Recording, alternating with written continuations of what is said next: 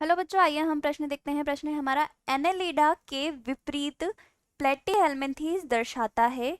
इसके लिए हमें विकल्प दिए गए हैं। सबसे पहले हम देखेंगे हमारी मुख्य अवधारणा, जिसमें देखेंगे हम हमारे विकल्पों को। तो सबसे पहले तो हम देखते हैं कि एनेलिडा के विपरीत प्लेटीहेल्मिन्थीज दर्शाता है। इसका मतलब ये है कि प्लेटीहेल्मिन्थीज में तो उपस्थित है, प्लेटीहेल्मिन्थीज में तो उपस्थित है, लेकिन एनेलिडा में वही अनुपस्थित है। तो सबसे पहला विकल्प हमें दिया गया है। पहला विकल्प कह रहा है देह गुहा की अनुपस्थिति। अब प्लेटीहेल्मिन्थीज में क्या होता है? प्लेटीहेल्मिन्थीज जो होते हैं वह होते हैं चपटेक्रमी। इनमें देह गुहा अनुपस्थित होती है, जबकि एनेलिडा है ये है गोलक्रमी। इनमें देह गुहा पाई जाती है।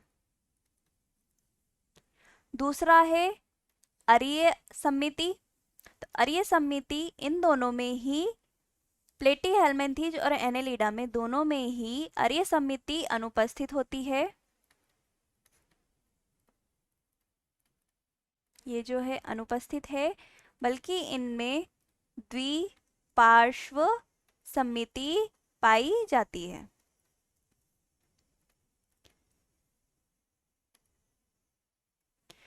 फिर आता है द्विपार्श्व सममिति। तो यह दोनों में ही उपस्थित होती है, जैसा कि अभी हमने देखा।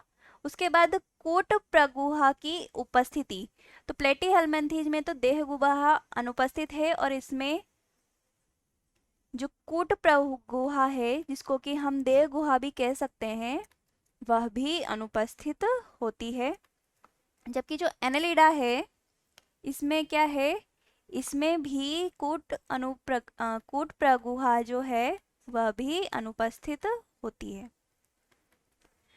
तो यानी कि हम देखें तो यहाँ पर केवल देह गुहा की उपस्थिति जो विकल्प है वही प्लेटीहेल्मिन्थीज के विपरीत जा रहा है, बल्कि अरीय सममिति दोनों में अनुपस्थित है, तो यह गलत हो जाता है। द्विपार्श्व सम्मति दोनों में उपस्थित है, यह भी गलत हो जाता है। और कूट प्रगुहा की उपस्थिति, यह भी दोनों में अनुपस्थित है, तो यह भी गलत हो जाता है। जबकि जो देह गुहा की अनुपस्थिति है, यह विकल्प सही होता है। तो हमारा जो उत्तर होगा वो होगा विकल्प ए, यानी कि देह गुहा की अनुपस्थिति। आशा है आपको उत्तर समझ आ गया होगा। धन्यवाद।